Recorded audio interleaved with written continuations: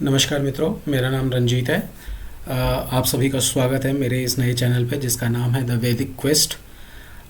इस चैनल के माध्यम से मैं आप लोगों के साथ जुड़ना चाहता था और आप लोगों के साथ कुछ चीज़ें ऐसी साझा करना चाहता था जो मैंने अपनी लाइफ के अंदर अनुभव किया है, जो कि मैंने पढ़ा है, जो कि मैंने समझा है, जो कि मैंने जाना है, जिसके ऊपर मैंने काफ़ी कोशिश करी है कि मैं उसके ऊपर मनन कर सकूं।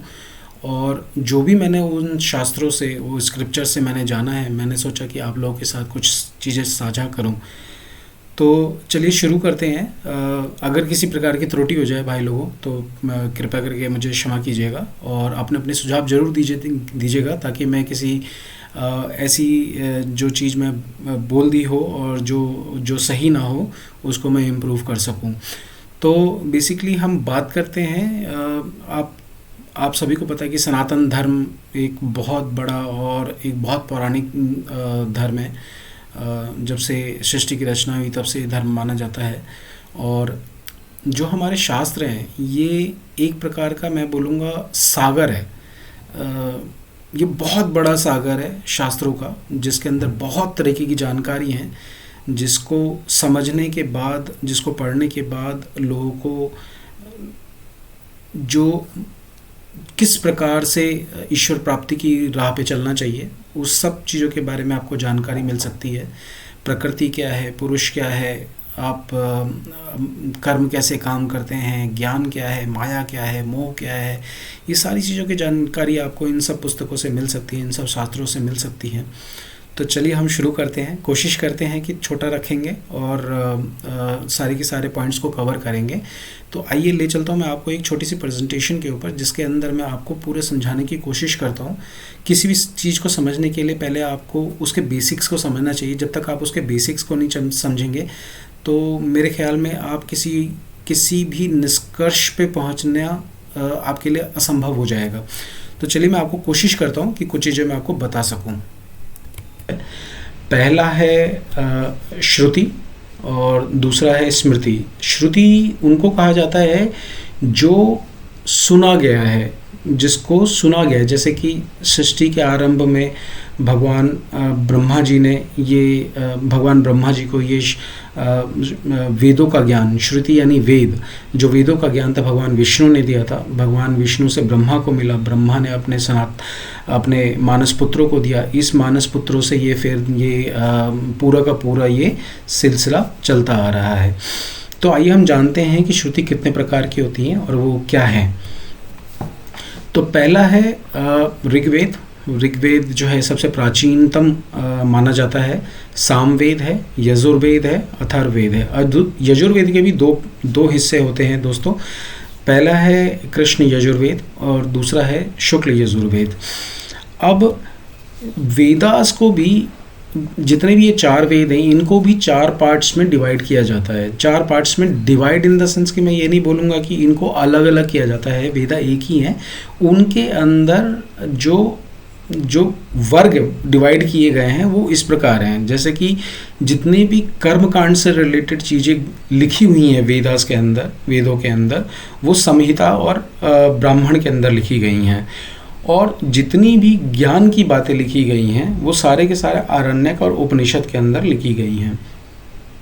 मैं आपको बताता हूँ कि उपनिषद जो हैं, ये टोटल जो हमारे संख्या है इसकी उपनिषदों की, वो करीबन 108 हैं, जिसमें से केवल 11 उपनिषद ऐसे हैं जो कि बहुत ही मेन माने जाते हैं, मुख्य माने जाते हैं। ये मैं आपको बताता हूँ कि वो 11 उपनिषद कौन से हैं। पहला है ऐतरेय उपनिषद, जो कि ऋग्वेद से लिया गया है। ऋग्वेद ही उपनिषद जो है ये वेद ही है, ये वेदों का ही एक अंग है और ये वेदों से ही निकाले गए हैं ज्ञान की चीज़ें हैं, जिसको हम लोग उपनिषद के रूप में जानते हैं। बेसिकली उपनिषद के अंदर आपको बहुत सारी चीज़ें इस तरह का ज्ञान मिलेगा, जैसे ब्रह्म प्राप्ति के क्या रास्ते हैं, साकार ब्रह्म के बारे में बताया जाता है, निराकार ब्रह्म के बारे में जाता है, और भी बहुत सारी चीज़ें हैं, जैसे कर्म क्या है, ज्ञान क्या है, इस टाइप की चीज़ों के बारे में आपको विस्तृत वर्णन किया जाता है। तो पहला है ऐतरेय, जो कि ऋग्वेद से लिया गया है। दूसरा है बृहदारण्यक उपनिषद, जो कि शुक्ल यजुर्वेद से लिया गया है। तीसरा है ईशावास्य उपनिषद, जो कि शुक्ल यजुर्वेद से लिया गया है। तैत्तरीय उपनिषद जो है कृष्ण यजुर्वेद से लिया गया है। कठोपनिषद जो है कृष्ण यजुर्वेद से लिया गया है। छांदोग्य उपनिषद जो है सामवेद का अंग है। केनो उपनिषद जो है सामवेद का अंग है। मुंडको उपनिषद जो है अथर्ववेद का है। मांडुक्य उपनिषद जो है वो भी अथर्ववेद का है। प्रश्नो उपनिषद जो है ये भी अथर्ववेद का ही अंग है। श्वेताश्व उपनिषद जो है वो कृष्ण यजुर्वेद का है। हम दोस्तों आने वाले एपिसोड्स के अंदर या आने वाले जो मेरी वीडियोस होंगी, मैं उनके अंदर आप लोगों को सिलसिलेवार एक एक सारे ग्रंथ को उठाऊंगा। सारे जैसे कि उपनिषद से शुरू करेंगे तो एक एक उपनिषद को मैं उठाता चला जाऊंगा और आपको एक एक उपनिषद के डिटेल में आपको मैं जानकारी देने की कोशिश करूंगा। उसी तरीके से श्रुति के अंदर उपवेद भी आते हैं। उपवेद बेसिकली आपका जो उसमें से एक्सट्रैक्ट की गई हैं चीज़ें जिससे हमें ज्ञान की प्राप्ति होती है। जैसे धनुर्वेद जो है ये उपवेद है किसका, तो यजुर्वेद का ही धनुर्वेद है। धनुर्वेद मतलब नहीं और कुछ नहीं, तो जो शास्त्र ज्ञान जिसको कहा जाता है इसके बारे में क्या है। गंधर्व वेद जो है ये सामवेद से लिया गया है। इसका रिलेशन बेसिकली आपके संगीत से है। आयुर्वेद जो है आप सभी जानते हैं, Ayurvedic medicine and all this जो आज की डेट में हम लोग यूज़ करते हैं, ये सारा का सारा आपका ऋग्वेद से लिया गया है। और स्थापत्य जो है बेसिकली इसको आर्किटेक्चर भी कहा जाता है, शिल्प शास्त्र भी कहा जाता है जिसको आप क्राफ्ट कहते हैं, और अर्थवेद भी इसको कहा जाता है। इसमें अर्थों का और आर्किटेक्चर का और इन सब चीज़ों के बारे में ज्ञान है जो कि अगेन अथर्ववेद से लिया गया है। उसी प्रकार मित्रों वेदांग जो है ये भी एक श्रुति का ही अंग है। वेदांग का मतलब होता है कि जो वेदों के अर्थ को समझने में जो हमारी मदद करता है उसको हम वेदांग कहते हैं। जैसे शिक्षा है, कल्प है, व्याकरण है, निरुक्त है, ज्योतिष है, छंद है, ये सारी चीज़ें हमें क्या करता है, ये हमें वेदों को समझने में यानी वेद के अर्थ को समझने में जो हमें सहायक जो शास्त्र होते हैं उनको वेदांग कहा जाता है।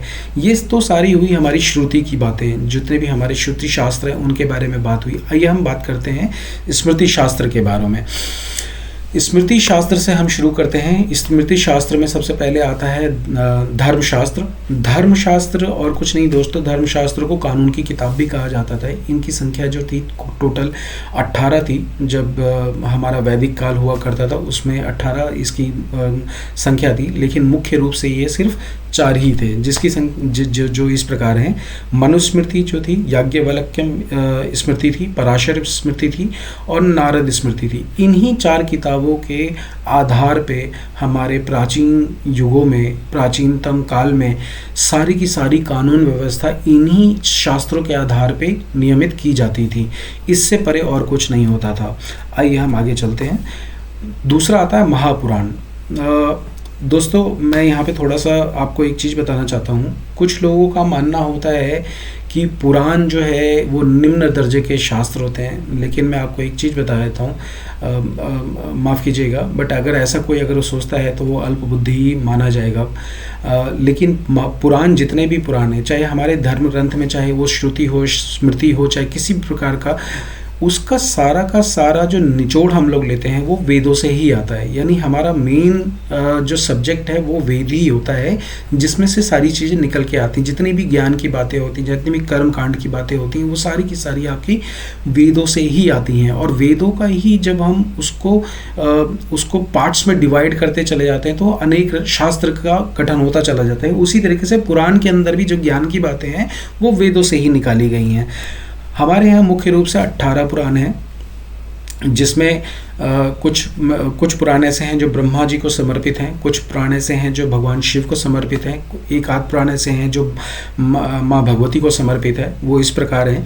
जो ब्रह्मा जी को समर्पित हैं वो ब्रह्म पुराण है, पद्म पुराण है, शिव पुराण और लिंग पुराण जो भगवान शिव को समर्पित है। देवी भागवत पुराण जो है वो माता भगवती को समर्पित है। और 13 शास्त्र ऐसे हैं जो भगवान विष्णु को समर्पित है, यानी वैष्णव पुराण कहा जाता है जिनको, जिसके नाम हैं विष्णु पुराण, भागवत पुराण, स्कंद पुराण, नारद पुराण, गरुड़ पुराण, वाराह पुराण, मत्स्य पुराण, भविष्य पुराण, ये वामना पुराण, कुर्म पुराण, मार्कंडेय पुराण, ब्रह्म वैवर्त पुराण, अग्नि पुराण।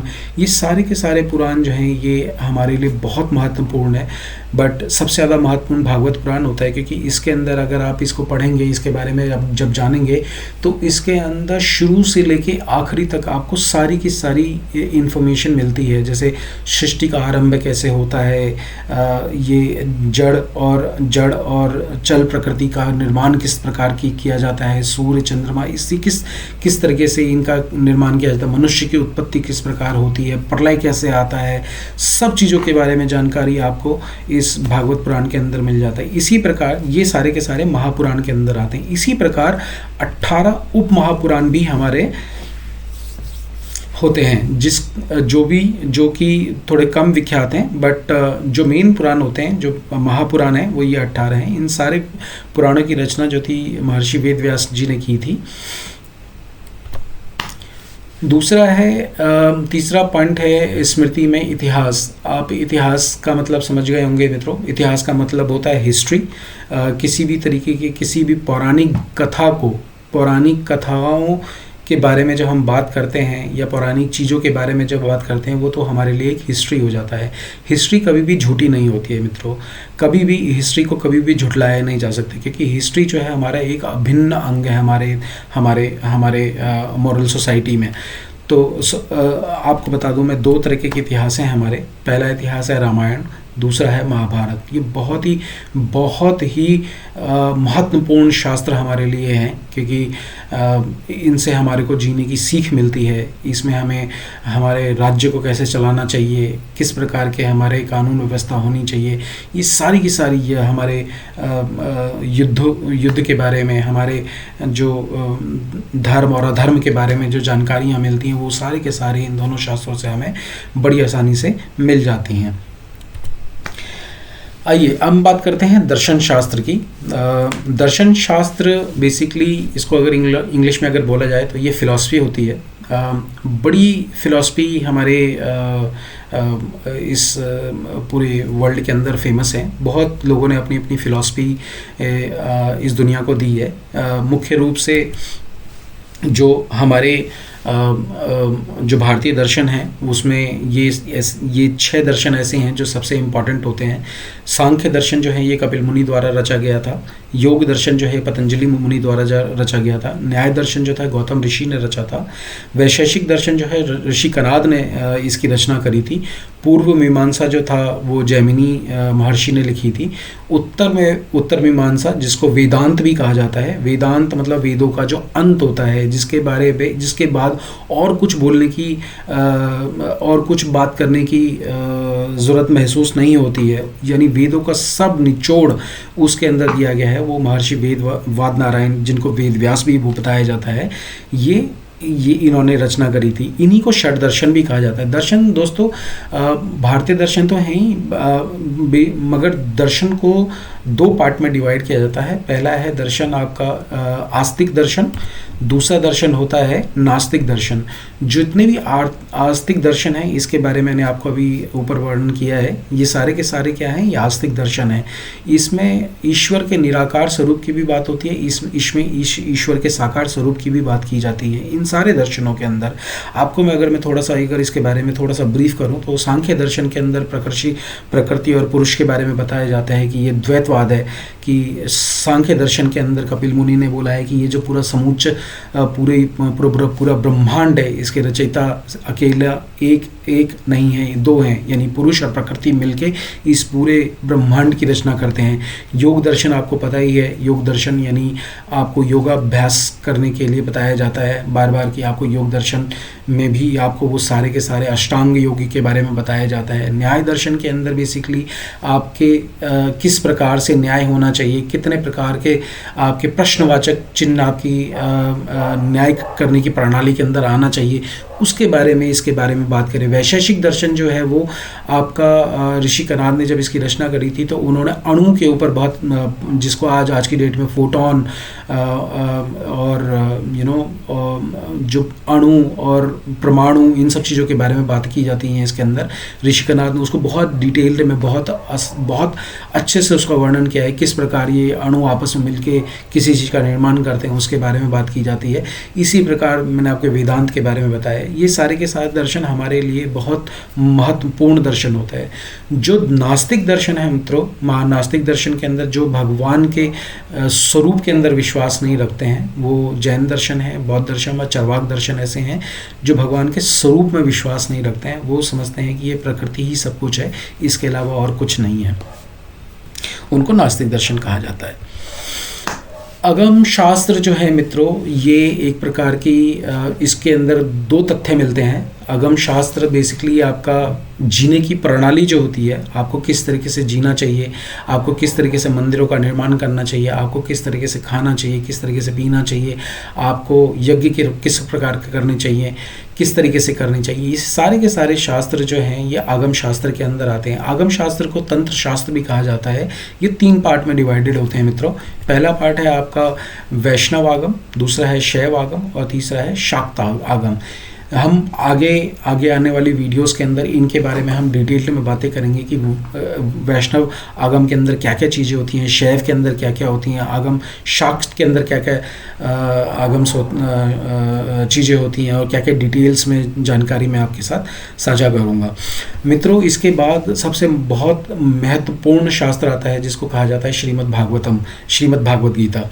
तो मित्रों, मैं आपको एक चीज़ बता देता हूँ। श्रीमद् भागवत एक ऐसा ग्रंथ है, ऐसा जो कि महाभारत के ही एक पार्ट है जिसके अंदर से श्रीमद् भागवत भगवान कृष्ण ने जब अर्जुन निराश हो गए थे तो उसके बाद जब ये भगवत गीता बोली गई थी भगवान कृष्ण के द्वारा, तो इसमें भगवान कृष्ण और अर्जुन के बीच में जो हुई वार्तालाप है उसके बारे में बात की गई है। इसमें आपको सब कुछ मिल जाएगा, सब कुछ इसमें निहित है। इसके परे अगर आप ये पढ़ लेते हैं और ये समझ लेते हैं, ये ग्रंथ अगर आप पढ़ के और ढंग से समझ लेते हैं, सत्य मानिए आपको किसी और ग्रंथ को पढ़ने की ज़रूरत नहीं पड़ेगी। तो मित्रों, थैंक यू आप लोगों का सभी का बहुत बहुत शुक्रिया, जिसके अंदर हम डिटेल्ड में एक एक ग्रंथ को उठाएंगे और आप लोगों के साथ हम लोग शेयर करेंगे डिटेल्स कि किस प्रकार किस शास्त्र के अंदर क्या लिखा गया है। उसके मैं इसी तरीके से छोटे छोटे प्रेजेंटेशंस आपके सामने बनाता रहूँगा और आप लोगों के सामने पेश करता रहूँगा ताकि आप लोगों को समझने में भी आसानी होगी। आप सभी से निवेदन है कि अगर किसी प्रकार का अगर इसमें कोई त्रुटि नज़र आए तो कृपया कर कमेंट में ज़रूर बताइएगा। मैं हमेशा आपके लिए तैयार रहूँगा कि किसी भी प्रकार का अगर उसमें करेक्शन करना हो तो मैं उसके लिए हमेशा तत्पर रहूँगा। धन्यवाद मित्रों, आशा करता हूँ आपको पसंद आया होगा वीडियो। ये मेरी लाइफ का पहला वीडियो है, मैंने इससे पहले आज तक कभी कोई वीडियो नहीं बनाया है, तो मेरे को बिल्कुल भी एक्सपीरियंस नहीं है। आशा करता हूँ कि आप लोगों को अच्छा आया होगा। थैंक यू, धन्यवाद।